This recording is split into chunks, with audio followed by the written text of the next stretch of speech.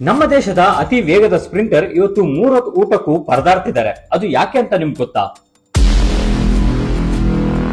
ನಮ್ಮ ದೇಶದ ಒಬ್ಬ ಬಾಕ್ಸರ್ ಕಸ ಕಲೆಕ್ಟ್ ಮಾಡ್ತಿದ್ದಾರೆ. ಇದು ಯಾಕೆ? ದೇಶದಲ್ಲೇ ಫೇಮಸ್ ಫುಟ್ಬಾಲರ್ ಆಗಬೇಕಾಗಿದ್ದವರು ಇವತ್ತು ಪಾನ್ ಮಸಾಲ ಮಾಡ್ತಿದ್ದಾರೆ. ಇದೇಕೆ? ತಂದೆ ತಾಯಿನ ಸಾಕೋದಿಕ್ಕೆ ತನ್ನ ಬಿಲ್ಲನ್ನೇ ಮಾರಿಕೊಂಡ್ಲು ಈ ಅಥ್ಲೀಟ್. ನಮ್ಮ ದೇಶಕ್ಕೆ ಪ್ಯಾರಾಲಿಂಪಿಕ್ಸ್ ನಲ್ಲಿ ಫಸ್ಟ್ ಗೋಲ್ಡ್ ತಂದುಕೊಟ್ಟವರು ಯಾರು? ಅವರ ಪರಿಸ್ಥಿತಿ ಹೇಗಿದೆ ಅಂತ ಯಾರಾದ್ರೂ ನಿಮ್ಗೆ ಹೇಳಿದಾರಾ? ನಮ್ಗೆ ಸ್ಪೋರ್ಟ್ಸ್ ಅಂದ್ರೆ ಕ್ರಿಕೆಟ್. ಸಚಿನ್ ತೆಂಡೂಲ್ಕರ್, ವಿರಾಟ್ ಕೊಹ್ಲಿ, ಧೋನಿ ಅಷ್ಟೇ ನೆನಪಾಗ್ತಾರೆ. ಆದ್ರೆ ನಮ್ ಮನೆ ಪಕ್ಕ ಇರೋ ಒಬ್ಬ ಟ್ಯಾಲೆಂಟೆಡ್ ಅಥ್ಲೀಟ್ ಅನ್ನ ನಾವು ಕಾಣೋದೇ ಇಲ್ಲ. ನಮ್ಗೆಲ್ಲ ಸ್ಪೋರ್ಟ್ಸ್ ಪರ್ಸನ್ಸ್ ಅಂದ್ರೆ ರಿಚ್ ಕಿಡ್ಸ್ ಅಂತ ಹೇಳ್ತೀವಿ. ಆದ್ರೆ ಅವರು ಕೊಡುವಂತ ಶ್ರಮ ಅಷ್ಟಿಷ್ಟಲ್ಲ. ಡಿಯರ್ ಫ್ರೆಂಡ್ಸ್, ನಮಗೆ ಅತ್ಯುತ್ತಮವಾದ ಶ್ರಮ ಪಟ್ಟು ಸಾಕಷ್ಟು ಬೆಳವಣಿಗೆ ಆಗಿರುವಂತಹ ಸಾಧನೆ ಮಾಡಿದಂತ ಅಥ್ಲೀಟ್ಸ್ ನಮ್ಗೆ ಸಾಕಷ್ಟು ಕಂಡುಬರ್ತಾರೆ. ಆದ್ರೆ ಅದೇ ರೀತಿ ಶ್ರಮ ಪಟ್ಟು ಸಾಧನೆ ಮಾಡಿದ್ರು ಕೂಡ ಫೇಲ್ಯೂರ್ ಆಗಿ ಲೈಫ್ ಅಲ್ಲಿ ಊಟಕ್ಕೂ ಪರದಾಡ್ತಾ ಇರುವಂತ ಜನರು ಈಗಲೂ ನಮ್ಮ ದೇಶದಲ್ಲಿದ್ದಾರೆ. ಅಂತಹ 5 ಜನರು ಯಾರು ಅಂತ ಹೇಳ್ತೀವಿ. ಹಾಗಾಗಿ ಈ ವಿಡಿಯೋನ ನೀವು ಪೂರ್ವವಾಗಿ ನೋಡಿ. ನಿಮಗೆ ಉಸೇನ್ ಬೋಲ್ಟ್ ಚೆನ್ನಾಗೇ ಗೊತ್ತಿದೆ. ಚಿನ್ನದ ಪದಕಗಳನ್ನ ಒಲಿಂಪಿಕ್ಸ್ ನಲ್ಲಿ ಬೇಟೆಯಾಡಿದಂತ ಈ ಜಮೈಕನ್ ಸ್ಪ್ರಿಂಟರ್ ಈಗಲೂ ಕೂಡ ವರ್ಲ್ಡ್ ಫೇಮಸ್. ಅದೇ ರೀತಿ ನಮ್ಮ ದೇಶದಲ್ಲೂ ಸಾವಿರಾರು ಸಂಖ್ಯೆಯಲ್ಲಿ ಸ್ಪ್ರಿಂಟರ್ಗಳಿದ್ದಾರೆ. 101 ಕನಸುಗಳನ್ನ ಹೊತ್ಕೊಂಡು ಅವರು ಈಗಲೂ ಕೂಡ ಸಾಕಷ್ಟು ಶ್ರಮ ವಹಿಸ್ತಿದ್ದಾರೆ.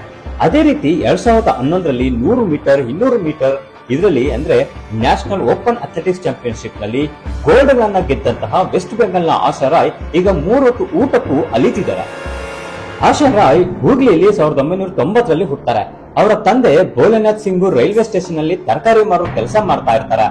ಆಶಾ ಚಿಕ್ಕ ವಯಸ್ಸಿನಿಂದಲೇ ಸ್ಪ್ರಿಂಟರ್ ಆಗೋ ಆಸೆಯಿಂದ ಓದೋದಕ್ಕಿಂತ ಓಡೋದ್ರಲ್ಲೇ ಹೆಚ್ಚು ಗಮನ ನೀಡ್ತಾ ಇರ್ತಾರೆ. ಆ ಟೈಮ್ ನಲ್ಲೇ ದೇಶದಲ್ಲೇ ಈಕೆ ಅತ್ಯಂತ ಫೇಮಸ್ ಸ್ಪ್ರಿಂಟರ್ ಆಗಿ ಕೂಡ ಕಾಣಿಸ್ಕೊಂಡಿರ್ತಾರೆ. 2004, 2006ರಲ್ಲೇ ಸ್ಕೂಲ್ ಲೆವೆಲ್ ಅಲ್ಲಿ ಈಕೆ 4 ಗೋಲ್ಡ್ ಮೆಡಲ್ಗಳನ್ನ ಗೆದ್ದು ಸಿಕ್ಕಾಪಟ್ಟೆ ಫೇಮಸ್ ಆಗಿರ್ತಾರೆ.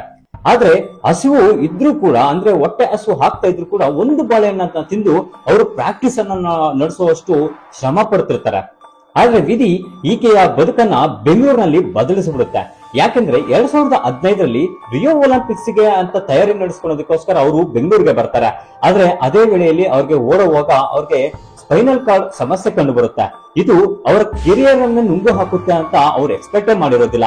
ಯಾಕಂದ್ರೆ ಇದಾದ ಬಳಿಕ ಅವರು ಏನ್ ಮಾಡಿದ್ರು ಕೂಡ ಅವರು ಮತ್ತೆ ಹಳೆ ರೀತಿಯವರು ಓಡೋದಕ್ಕೆ ಸಾಧ್ಯ ಆಗೋದೇ ಇಲ್ಲ. ಹಾಗಾಗಿ ಅವರು ತನ್ನ ಸ್ಪ್ರಿಂಟರ್ ಆಸೆ ಏನಿರುತ್ತೆ ಅಂದ್ರೆ ಮತ್ತೆ ರಿಯೋ ಒಲಿಂಪಿಕ್ಸ್ ನಲ್ಲಿ ಪದಕ ಗೆಲ್ಲಬೇಕು ಅಂತ ಆಸೆ ಪಟ್ಟಿರ್ತಾರೆ.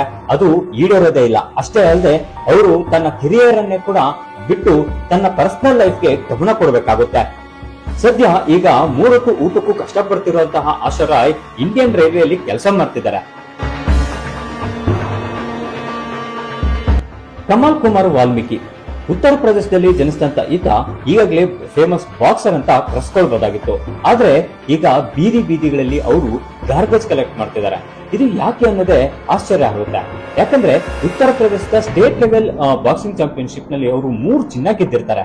ಆದ್ರೆ ಅವರು ವಿಧಿ ನೋಡಿ, ಈಗ ಅವರು ಪಾರ್ಟ್ ಟೈಮ್ ಜಾಬ್ ಗಾಗಿ ಆಟೋವನ್ನು ಓಡಿಸ್ತಿದ್ದಾರೆ. ಅಷ್ಟೇ ಅಲ್ಲದೆ ಕಸ ಕೂಡ ಇದ್ ಮಾಡ್ತಿದ್ದಾರೆ. ಇದು ಯಾಕೆ ಅಂದ್ರೆ ಅವರು ಮಾಡಿದಂತ ಒಂದು ತಪ್ಪೇನಪ್ಪಾ ಅಂದ್ರೆ ಅವ್ರಿಗೆ ಕೋಪ ಜಾಸ್ತಿ.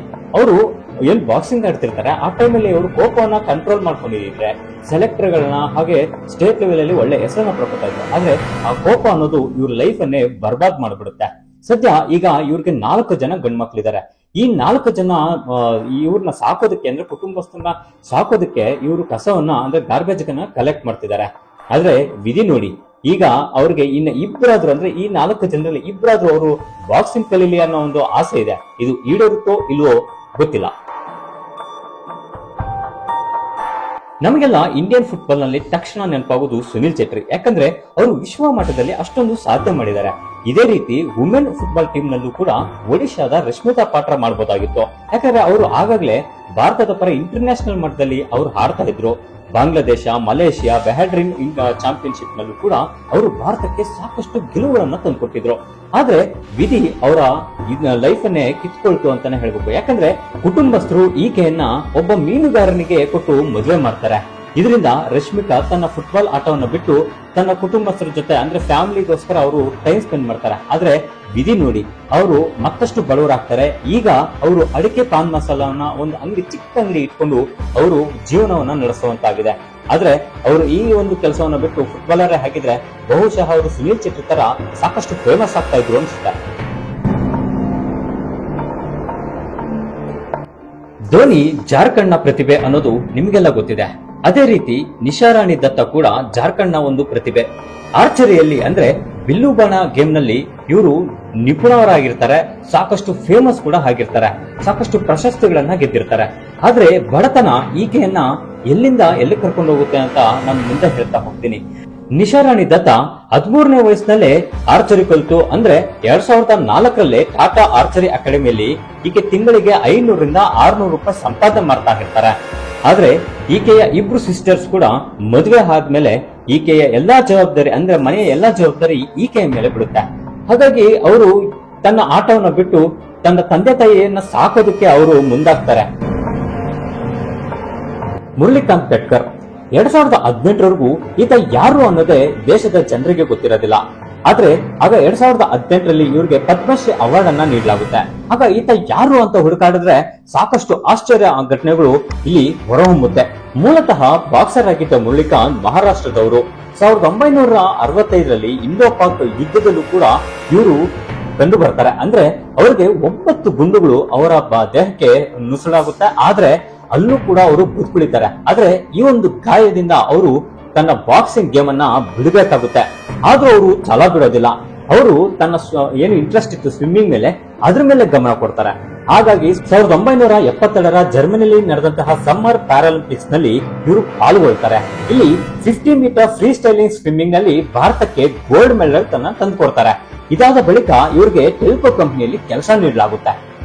ಡಿಯರ್ ಫ್ರೆಂಡ್ಸ್, ಇಂಡಿಯನ್ ಸ್ಪೋರ್ಟ್ಸ್ ನಲ್ಲಿ ಅಥ್ಲೆಟ್ಸ್ ಪಡುವಂತ ಕಷ್ಟ ಅಷ್ಟಿಷ್ಟಲ್ಲ. ಅದೇ ರೀತಿ ಶ್ರಮ ವಹಿಸಿ ಮೇಲಕ್ಕೆ ಬರುವಂತ ಸಾಕಷ್ಟು ಅಥ್ಲೆಟ್ಸ್ ನಿಮಗೂ ಗೊತ್ತಿರ್ತಾರೆ.